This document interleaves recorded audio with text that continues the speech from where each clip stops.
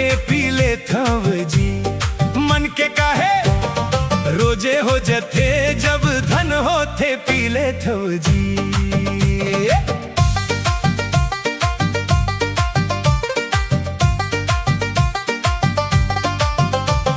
साढ़ू आए संगवारी बुलाए, या मिल जाए बिछड़ा कोई। टिपिर टिपिर पानी गिरते, मूड बनते तो पीले थव जी। धान बेचाए सोसाइटी में, या फिर नता के न्योताए। रोपा लगे खेत में भैया, बनिहार बरोबर दिन ताए। मन के बोझा भारी लागे, रात के नींद नहीं आवे जी। खातू छींच के लगे हरारत, नींद के पन पीले थव जी। रोज नहीं पियब लेकिन, जब मन होते पीले थव जी।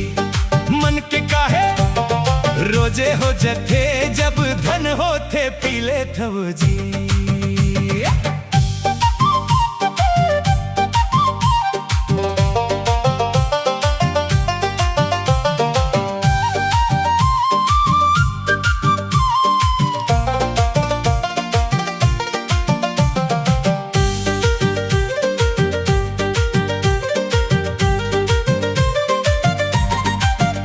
भारी टेंशन रही थे रोजे, हाथ खजुआ थे संझा होते।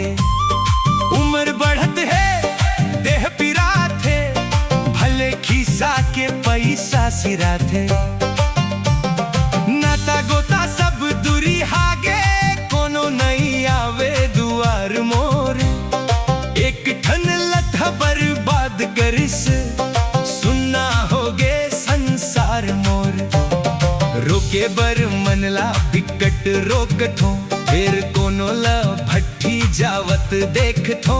दतून नहीं करे हो सुबह ले, फिर घस के मंजन पीले थव जी। रोज नहीं पियाव लेकिन, जब मन होते पीले थव जी।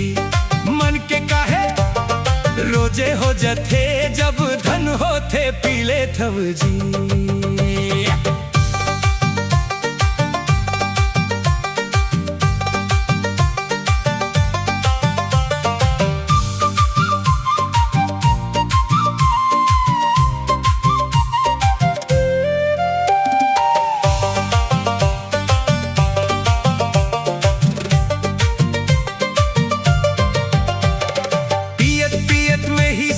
गेव सुखा होगे घर के कोठी।